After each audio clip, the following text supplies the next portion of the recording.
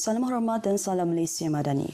Bersama saya Lydia Yusrina Abdul Ilyas dalam Berita Pagi Sarawak edisi Selasa 30 Mei.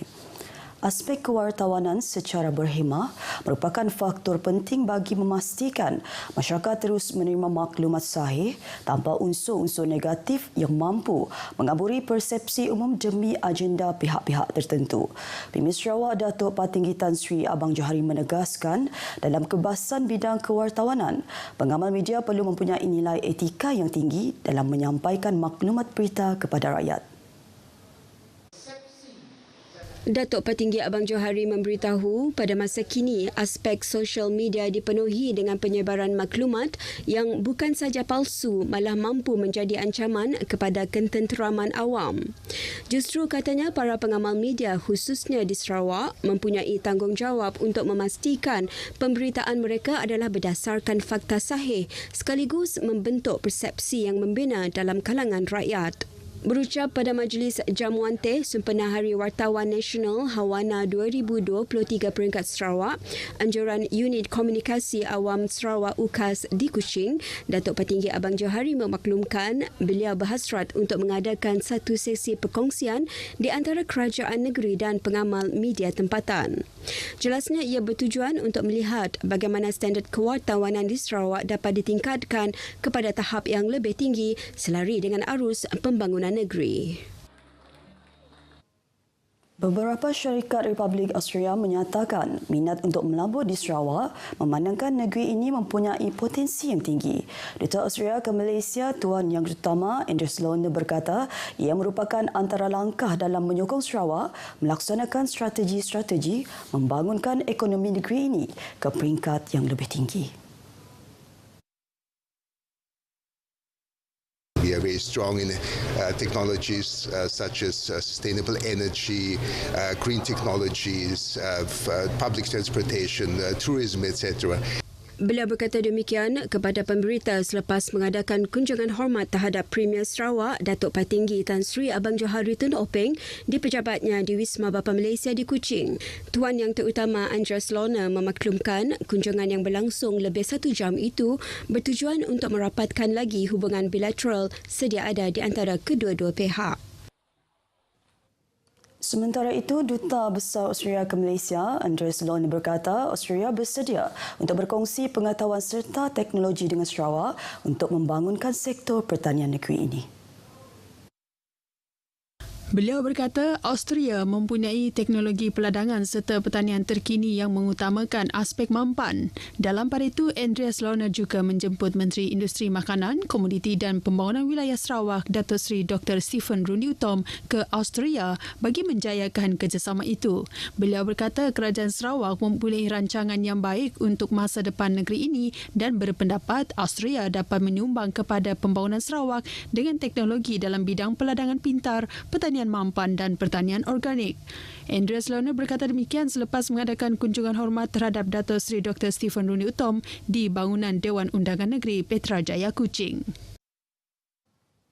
Pindaan Ordinan Bangunan Sarawak 1994 bakal dibentang pada persidangan Dewan Undangan Negeri akhir tahun ini. Menurut Timbalan Premier Sarawak, Datuk Seri Dr. Sim Kui Hian, beliau telah memaklumkan kepada Jabatan Peguam Besar Negeri Sarawak bahawa ordinan tersebut perlu dibentangkan secepat mungkin. Datuk Seri Dr. Sim memberitahu ordinan tersebut merupakan salah satu daripada autonomi Sarawak dan ia perlu dipindah berikutan keperluan semasa dengan menilai perkembangan pembangunan, peningkatan populasi kewujudan teknologi dengan berteraskan keselamatan nyawa dan harta benda serta alam sekitar. Beliau berkata demikian kepada pemberita selepas Majlis Pelancaran Kempen Keselamatan Kebakaran sempena sambutan Gawai Dayak 2023 dan Pra-Pelancaran Malaysia Day Community Fund Run 2023 di Kuching. Datuk Seri Dr. Sim menjelaskan perkara tersebut amat penting kerana ordinan itu antara lain memperkenalkan pemasangan pengesan penggerak asap untuk rumah kediaman baharu. Beliau menegaskan walaupun melibatkan peningkatan kos pembinaan sesebuah rumah, namun ia merupakan langkah awal bagi mengelak kebakaran yang teruk kerana 5 minit pertama merupakan masa yang kritikal untuk menentukan keadaan api. Dalam masa yang sama, Datuk Seri Dr. Sim turut mengingatkan orang ramai supaya sentiasa berhati-hati, terutama semasa musim perayaan bagi mengelak sebarang kejadian yang tidak diingini. Sambutan 60 tahun Sarawak Merdeka amat signifikan bagi rakyat negeri ini kerana ia merupakan naratif Sarawak yang telah menghadapi pelbagai cabaran dan rintangan. Menteri Pengangkutan Sarawak Datuk Seri Lee Kim Shin berkata, bersempena dengan sambutan 60 tahun Sarawak Merdeka tahun ini, Kerajaan Sarawak telah merangka pelbagai program yang dijalankan di semua bahagian negeri ini. Datuk Seri Lee memaklumkan program-program tersebut merupakan medium kerajaan negeri untuk menyampaikan inisiatif-inisiatif yang dilaksanakan dalam mencapai kemakmuran, keharmonian serta perpaduan seiring dengan pembangunan yang mampan. Jelasnya, sambutan tersebut juga merupakan landasan dalam menyemai semangat jati diri yang setia kepada negara dan pada masa yang sama memperkukuhkan semangat perpaduan dalam kalangan rakyat Sarawak. Datuk Seri Lee berkata demikian dalam majlis selamat datang pasukan konvoi kembara bersempena sambutan perayaan 60 tahun Sarawak Merdeka bahagian Limbang ke bahagian Miri di perkarangan Kompleks Islam Sarawak Miri. Pasukan konvoi kembara 60 tahun Sarawak Merdeka bahagian Limbang diketuai oleh Timbalan Menteri Pembangunan Belia, Sukan dan Pembangunan Usahawan Datuk Gerard Rentap Jabu. Pulang ke kampung meraihkan gawai dalam keadaan berhati-hati dan tiba di destinasi dengan selamat. Demikian nasihat Menteri di Pejabat Premier Sarawak, Datuk John Siki Tayai kepada masyarakat Dayak yang akan memulakan perjalanan ke kampung halaman untuk meraihkan sambutan gawai Dayak yang bakal tiba. Datuk John Siki Tayai berkata dalam keseronokan pulang ke kampung meraihkan perayaan gawai, masyarakat juga perlu sentiasa mengutamakan keselamatan jalan raya dan memeriksa kenderaan yang akan digunakan dalam keadaan yang baik. Pastikan kereta akan kena kita ingat tadi selamat lepas main kita pulang gawai. Kalau garapkan banyak ke gawai ke tahun 2023 tu mat melantang menyenang negeri semua malam kita. Lebih tu kita kayak gitu ada gawai daya tahun 2023. Beliau yang juga ahli Dewan Undangan Negeri Kakus berkata pengalaman memandu ke kampung pada kali ini juga akan lebih bermakna dengan situasi lebuh raya Pen Borneo yang hampir siap ketika ini. Datuk John Siki Tayai berkata demikian kepada pemberita RTM selepas rakaman randau pemansang YFM di RTM Kuching. Beliau turut mengingatkan orang ramai supaya berjimat cermat ketika berbelanja dalam persiapan untuk meraihkan perayaan gawai kelak. Kementerian Perdagangan Dalam Negeri dan Kos Sara Hidup KPDN akan memastikan pengeluar utama gula pasir akan mengeluarkan 42,000 tan metrik gula setiap bulan. Ketua Setiausaha KPDN Dato' Azman Muhammad Yusof memberitahu ini bagi menjamin bekalan gula berada di paras yang stabil bagi memenuhi keperluan penduduk seluruh negara.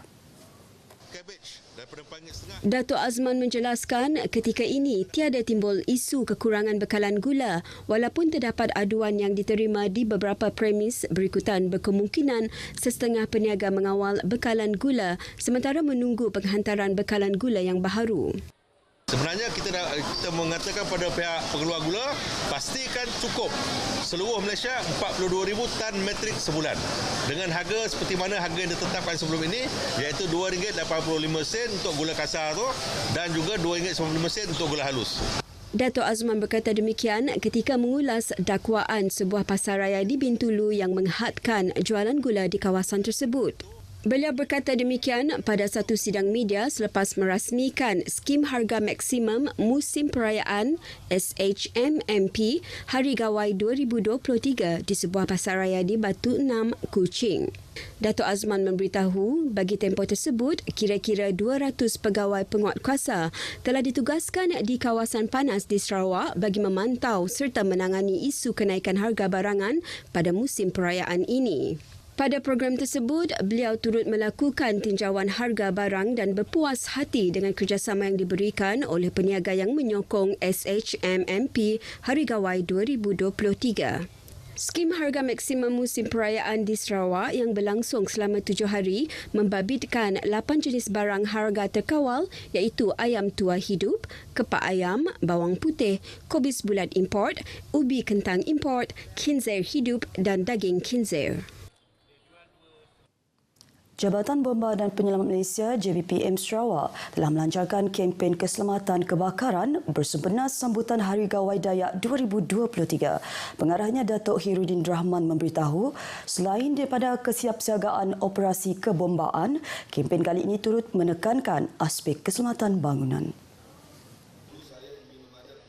Beliau menjelaskan pegawai bomba akan mengadakan pemantauan bagi menasihati pemilik premis supaya tidak menyimpan barangan di lokasi yang tidak sepatutnya seperti di tangga. Datuk Khairuddin memberitahu di bawah prosedur menghapus bahaya kebakaran, penyimpanan barangan di lokasi yang tidak sepatutnya boleh melambatkan prosedur pengosongan bangunan apabila berlaku kebakaran. Beliau berkata demikian dalam ucapannya pada majlis pelancaran kempen keselamatan kebakaran bersempena sambutan Gawai Dayak 2023 dan pra-pelancaran Malaysia Day Community Fun Run 2023 di Kuching.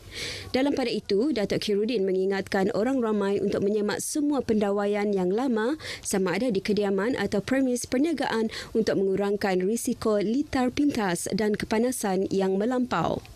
Selain itu, mereka juga perlu lebih peka mengenai penggunaan peralatan elektrik di dapur. Seorang lelaki berumur 34 tahun maut apabila kenderaan yang dipandunya merempuh belakang sebuah kereta mewah di lampu isyarat Jalan Taman Tunku, Miri pada Sabtu lepas. Ketua Polis Daerah Miri SCP Alexon Nagacabu memberitahu kemalangan tersebut melibatkan sebuah kenderaan yang dipandu oleh mangsa dan sebuah kenderaan mewah yang dipandu oleh seorang lelaki berumur 49 tahun. ACP Alexon mendedahkan kemalangan yang berlaku pada pukul 10 malam itu melibatkan kedua-dua kenderaan yang datang dari arah Taman Perumahan Taman Tunku dan menghala ke Jalan Pusat Bandar. Beliau berkata kemalangan dipercayai berlaku semasa pemandu kenderaan mewah itu berhenti di lampu isyarat dan dilanggar dari arah belakang oleh kereta dinaiki mangsa. Dalam kenyataan medianya, ACP Alexon mendedahkan pelanggaran tersebut telah menyebabkan kerosakan teruk pada bahagian hadapan kereta mangsa. Tambahnya, rempuhan itu mengakibatkan mangsa meninggal dunia di tempat kejadian manakala pemandu kenderaan mewah tidak mengalami sebarang kecederaan. Susulan daripada laporan polis tersebut, satu kertas siasatan dibuka dan disiasat di bawah Seksyen 41-1 Akta Pengangkutan Jalan 1987. Sekian berita bagi Sarawak. Seterusnya ikuti Selamat Pagi Malaysia selepas ini bersama Munawar dan Raja Sufia. Salam Malaysia Madani.